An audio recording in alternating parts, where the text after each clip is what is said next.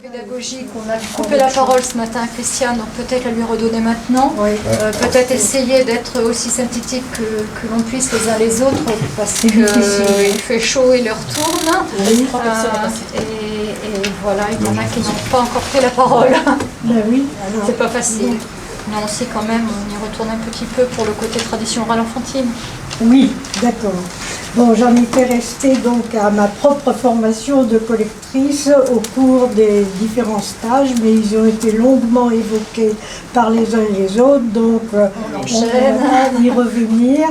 Mais je voudrais quand même dire que le groupe de danse populaire de Lezay s'est converti en groupe de recherche et d'expression de la culture populaire poitevine et qu'il s'est appelé le Chabutan, et on a commencé à organiser des enquêtes dans le canton pour préparer le stage de Sevray, qui a été surtout le stage qui a été préparé c'est intéressant aussi. Par le Chaboussin. Alors bon, j'avais apporté un témoignage de ces enquêtes parce qu'on avait réalisé ce petit fichier qui s'appelle les chemins du passé. Peut-être que c'est là-dessus que l'on peut passer, Christiane, si je peux me permettre, puisqu'il y a le document qui existe. Est-ce que ça peut circuler en revanche éventuellement? Oui, alors il y a même des photos. Faites-le circuler si vous voulez. Ce sera restitué, il n'y a pas de souci. Bon, alors j'ai aussi participé aux opérations Stop tout ça, et j'en ai même organisé une dans mon école en 70, 71 avec Maurice, quand je suis arrivée à Lyon. C'est très... Oui, la GM. Alors, ensuite, la GM. J'ai été motivée pour une recherche plus particulière, celle de la tradition orale enfantine. C'est parti d'un constat, parce qu'au début des années 70, on constatait que notre société rurale était en mutation, due au remembrement, à la mécanisation. Beaucoup de jeunes n'avaient plus d'emploi dans l'agriculture, partaient vers les villes, et ça a provoqué une séparation des générations dans les familles. Et cette séparation des générations a eu pour conséquence un dysfonctionnement dans la transmission de la tradition orale enfantine. Les grands-parents ne jouant plus leur rôle auprès des petits-enfants, et ils se sont trouvés dépossédés de tout ce patrimoine qui disparaissait, on l'a constaté, même des cours d'école, les rondes, les jeux. Bon, en tant qu'enseignante d'école maternelle, je ne pouvais pas rester insensible à ce problème. J'avais été nourrie de tout ce répertoire à l'école normale pour la préparation de l'animation des séances du patronage laïque, par la formation dans les stages de devenir animatrice de colonies de vacances. Et puis j'avais remarqué qu'on avait recensé quand même quelques pépites concernant ce patrimoine dans les nombreuses collectes qui avaient été déjà effectuées. Donc j'ai proposé de constituer une commission mixte AGUEM-UPCP. Qu'est-ce que l'AGUEM? C'est l'Association Générale des Institutrices d'École Maternelle qui avait son siège à Paris et qui avait des sections départementales. Cette association avait uniquement des buts de recherche pédagogique. Et l'objectif de la commission qui s'est créée était de sauver notre patrimoine, d'en faire l'inventaire et de le restituer aux enfants. Et aussi d'encourager l'expérimentation pédagogique pour bien mettre en valeur sa valeur éducative. Et là, on est dans l'enquête ciblée sur le répertoire pour les enfants. Voilà, exactement. Et ces enquêtes se sont organisées de la façon suivante. L'UPCP apportait son expérience, ses méthodes de travail pour mener à bien les enquêtes et a fourni une partie du matériel d'enregistrement. À l'époque, il y avait quand même maintenant des petits magnétophones dans toutes les écoles, mais il fallait fournir les bandes magnétiques, les cahiers, bien sûr, ça c'était pas le plus difficile. Et la GIEM devait obtenir l'accord des inspecteurs de l'éducation nationale pour proposer par courrier cette recherche dans toutes les écoles élémentaires du département. La collecte devant s'effectuer auprès des enfants, n'est pas conduite par les enseignants, et éventuellement, à travers eux, auprès de leur famille, de leurs parents, de leurs grands-parents. Le groupe de travail constitué à la GIEM comprenait une vingtaine d'institutrices. À l'époque, il n'y avait pas encore d'enseignants masculins dans les écoles maternelles. Hein. C'est venu un peu après. Et nous avons eu pour tâche de distribuer le matériel et de faire passer la note dont on a parlé ce matin, comportant des conseils pour mener à bien les collectes des enquêtes. Ça aurait été un formulaire écrit qui était distribué, il n'y avait pas de formation des enseignants pour faire la collecte. Et après, vous récupériez les documents. Voilà. Alors, en 72-73, la première année, il y a eu 32 enquêtes dans les écoles du département. On a recensé environ 900 éléments recueillis. En 73-74, 30 nouvelles enquêtes, 320 éléments recueillis. Ça s'est poursuivi les années suivantes en s'échelonnant un peu. Et ces enquêtes donc ont été menées auprès des enfants, des enseignants, des personnes âgées et de leur entourage. Le rôle du groupe de travail de la GIEM a été de dépouiller toutes ces enquêtes. Et tout de suite, on a remarqué qu'il y avait non seulement la quantité, mais la qualité et aussi la diversité. Parce que de nombreuses variantes existaient. Et, comme vous savez, les rondes à choix, par exemple, à ma main droite, j'ai un rosier, il y en a des tas de versions. Bon, ensuite, nous avons effectué une classification par genre. Les berceuses, les jeunes nourrices, les petits jeux, vous savez, pour caresser, chatouiller, frapper, faire sauter sur les genoux, jouer avec les mains, avec les doigts. Il y avait aussi les comptines et les rigourdaines. Les rigourdaines, on a appelé rigourdaines ce qui était plus c'est un terme poitevin, appelé les formulettes. Oui. Mais les rigourdaines, c'est un terme poitevin. Oui. Comptines et rigourdaines, comme Hanneton vol-vol, Hanneton vol-dos. C'était un recensement sur la bibliographie disponible ou c'était un travail d'enquête? Enquête dans les classes, auprès des enfants. Alors cet organisme que vous avez cité, GIEM, qu'est-ce que c'est? Association générale des institutrices d'écoles maternelles. Je suis désolé, mais j'ai des lacunes considérables et j'avais jamais entendu parler de cette association. Donc association. Alors j'ai cité les berceuses et jeunes nourrices, les comptines et rigourdaines. Je pourrais vous enchanter de chaque variété, n'est-ce pas? Mais c'est pas la peine. Hein. Les comptines.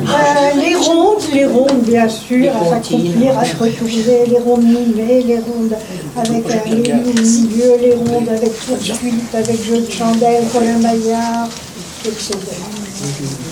Alors, c'était la question de la restitution. Pour restituer, il fallait faire un choix. Pour faire un choix, il fallait se donner des critères. Et évidemment, notre choix s'est porté en premier sur les éléments qui nous paraissaient les plus menacés de disparition. C'est-à-dire ceux que nous-mêmes nous ne connaissions pas, qui, de notre point de vue, n'avaient pas déjà été édités, et qui étaient donc, oui, menacés de disparition, et puis aussi ceux qui étaient, plus particulièrement, nous semblait-il, intéressants pour les enfants d'école maternelle. Alors, nous avons lancé dans un premier temps une expérimentation en constituant un fichier qui contenait les paroles, la musique et des indications sur le jeu pour chaque élément. Donc ce fichier a permis de mettre à l'épreuve ce patrimoine en chant, langage, en motricité, en arts plastiques, même en mathématiques. Et il a reçu un excellent accueil auprès des enfants, d'abord, des enseignants aussi. Et il a fait la preuve qu'il était plein de ressources éducatives. Ce qu'on vous soupçonnait déjà depuis longtemps, je pense. Nous peut-être, mais peut-être pas tout le monde. Non, pas tout le monde. Hein. Donc il fallait, au vu de ce succès, réaliser des outils définitifs pour la transmission de ce patrimoine. Donc, à l'époque, les outils qu'on pouvait constituer, c'était des disques. Hein. Le disque 33 tours accompagné d'un fichier. Et pour réaliser ce disque, il a fallu réinterpréter tous ces éléments collectés. N'est-ce pas, Maurice? Tu t'en souviens? Ah oui. Alors, il faut des musiciens. Réinterprétation avec un groupe d'enfants et qui venait travailler, à l'époque, je ne sais plus si c'était le mercredi ou le jeudi après-midi, qui était vacant à l'école, mais il y avait le petit groupe qui venait avec toi mercredi, oui. Et puis André. Oh ben, ça c'était la première cassette. Oui. Mais après j'étais tout seul, avec STEM, puis d'autres musiciens qui sont venus. Donc groupe d'enfants et groupe d'adultes, musiciens, tout le monde s'y est mis. Et voilà ce que ça a donné. Mais tout le monde connaît. Oui. Tout le monde connaît ça. Je ne connais pas là. Alors, qu'est-ce qu'il connaît pas? dès qu'on partait. Il y a de service. Comment? Il y a de service qui est à votre gauche. Attendez. C'est pas tout parce que. Voilà, il y a un fichier qui va avec. On avait pour son argent. C'est un démodable. Ici, je vais passer les deux. Il y a la version. Le jaune est le premier. Attends, doucement. Le jaune le premier, le rouge le second. Oui. Qui se sont suivis à quelques années après la cassette. Deux cassettes. Ils sont pressés. Hein. C'est pas qu'on est pressé, mais Oui, C'est le temps qui presse. c'est le temps qui presse. Le quatrième. Ah ben, je vais vite pourtant. Je ne sais pas si vous avez remarqué. Bon, donc réinterprétation par petit groupe d'enfants, d'adultes, souci de reproduire l'élément recueilli dans son intégrité pour en rendre l'audition agréable, avec un accompagnement musical. Bon, rédaction des fichiers, des livrets. Pour chaque élément, les origines, c'est-à-dire le nom de l'informateur, du lieu où il a été recueilli, la mélodie, les paroles, la traduction du poids de vin si nécessaire, les indications pour le jeu, et évidemment une note contenant une note de présentation, contenant des conseils pour sa transmission et son utilisation. Oui. Ça, c'était un souci, parce que, dans l'idéal, on souhaitait que ces disques ne soient que des outils pour permettre aux enseignants de s'imprégner de ce répertoire et le restituer oralement comme l'aurait fait leur grand-mère, quelqu'un d'autre de leur famille. Mais évidemment, ça ne s'est pas forcément toujours passé comme ça. Les disques ont été très vite connus des parents et au travers de l'école, ils ont touché un public plus large. Et ils ont aussi heureusement touché les relais de transmission de notre société actuelle que sont les parents, les nourrices, les puéricultrices, les animateurs d'associations qui accueillent des enfants. Voilà. Alors, nous comptons de cela. En 80, alors le premier est paru en 75, le deuxième en 78. Alors ça doit être celui de 75 qui a été enregistré pendant le stage de Saint-Loup-sur-Fouet. Oui, 75.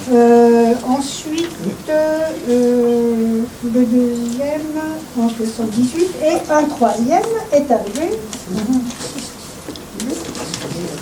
Bon, entre-temps, je dois vous dire que les 33 tours ont été remplacés par des cassettes. Oui, je trouve en brocante avec 33 tours. Voilà, avec les mêmes fichiers. Puis, sont arrivés Ah oui. le deuxième. Alors, le deuxième, il est arrivé dans... Troisième. Le troisième, il est arrivé à l'époque des cassettes. Donc, lui, il était accompagné d'une cassette bleue. Et il y en a eu un quatrième pour lequel je n'ai pas travaillé, vert, que Maurice et Pierre Morin, voilà, on l'a fait avec la ressource des gens de Cherbourg. C'est-à-dire qu'on a pris la ressource des gens de Cherbourg, et puis j'ai travaillé avec des enfants de Niort, là, au Biseau. Oui. Et dans une école où j'allais on bossait avec les en enfants. tant qu'intervenante musique à ma retraite. Et après, on l'a enregistré au studio du PCP à la Cabasse. Et alors, il faut dire aussi que grâce à Maurice, il y a eu cette compilation CD là, de tous les titres interprétés par des enfants dans la série. Ouais.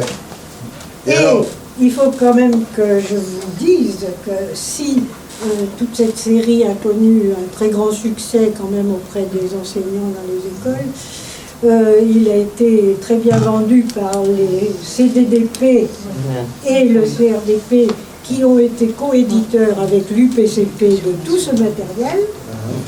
Mais il y a, alors je ne sais plus si c'est 3 ou 4, j'ai appris un jour, il n'y en avait plus au CDDP de Niort, alors je demande s'il en restait au CRDP de Poitiers, et on me dit, ah oui, il y en avait bien une bonne trentaine, mais comme ils ne se vendaient plus, ils ont été au pilon. Ils ont tout mis au pilon. J'ai pris ma plume, j'ai écrit au directeur du CRDP de Poitiers, il n'est pas très aimable, comme vous pouvez vous en douter. Évidemment, ça ne sert à rien. Voilà. Alors, ce travail, au départ, en 1974, c'est-à-dire lors de la préparation de ces publications, a été remarqué par la GIEM au niveau national et nous avions été invités à participer à l'exposition pédagogique du Congrès national organisé chaque année, et celui-ci avait lieu à Bourges et son thème était l'éducation musicale. Et là, j'ai... Comment ?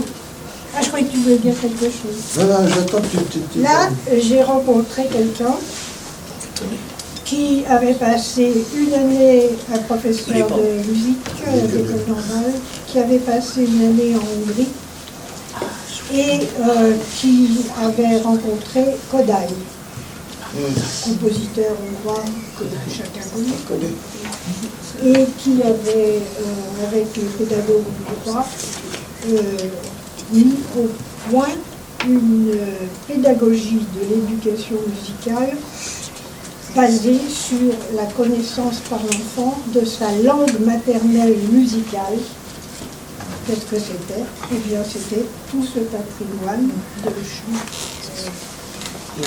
et la tradition orale-enfantine. Et à partir de cette langue maternelle musicale, comme il a sa langue maternelle du cours, eh bien, on pouvait conduire l'enfant vers la connaissance de la musique, vers l'écriture et la lecture de la musique. Et j'y ai consacré après 30 années de ma vie, et je crois que je suis encore un peu dedans. Ouais. Je voudrais juste ajouter un truc, c'est que ce qui était drôlement intéressant, c'est la réinterprétation justement par des enfants. Alors, comme je disais tout à l'heure, qu'il y a le 3e étage de la fusée, vous savez, quand on restitue au public et tout, que là, bon ben, moi je faisais tous les arrangements à la guitare, et les enfants, je les prenais comme ça, je les faisais répéter. Et ce qui était extraordinaire, c'est que j'avais pas de méthode particulière, sauf une comme ça, un peu empirique. Je les faisais chanter déjà, et avec la guitare, et je sais que quand je les avais eus assez longtemps avec moi, je sonnais un accord, et ils démarraient tous sur la bonne note. Sans faire de cours magistraux, de machin de musique, de tout. Tout était basé sur la musique d'oreille. Autrement dit, je leur demandais d'abord d'écouter. Vous voyez? Alors, on disait toujours nous, que la musique s'apprend d'abord avec les oreilles et non pas avec les yeux. Voilà. Merci, Alors, grâce au CERDO, la sauvegarde de ce travail. Voilà. Et c'était dans les projets de pouvoir les rééditer.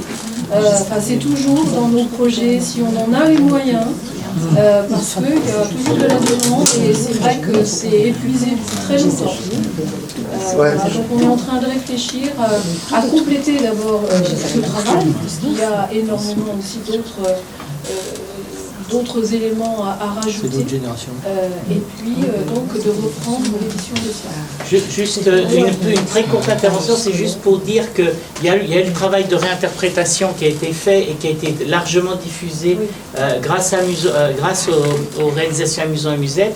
Mais en amont, ça qui était la restitution d'une partie des collectes, moi c'est à travers ce document-là au départ que j'ai pu connaître ces collectes, et c'est d'une richesse. Ça mériterait aussi d'être réédité, parce que là il y a enfin une bonne partie en tout cas des collectes, et moi c'est ce qui m'a donné envie d'aller collecter auprès des enfants.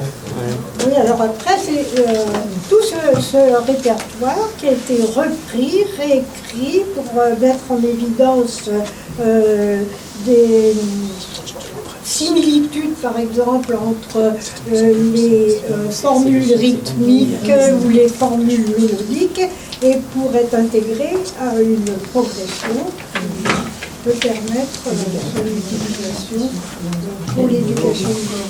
Mais on va constituer un groupe de travail, voilà, Bien sûr. dans le groupe de travail, on peut passer commande de votre présence. Et là encore, on voit bien comment on est passé d'un collectage qui était assez intuitif au départ, sans fondement méthodique, à une réflexion qui se met en place et qui aboutit jusqu'à des projets totalement réalisés et tellement fondés qu'ils reconnectent avec des travaux faits bien ailleurs que chez nous. C'est le même répertoire.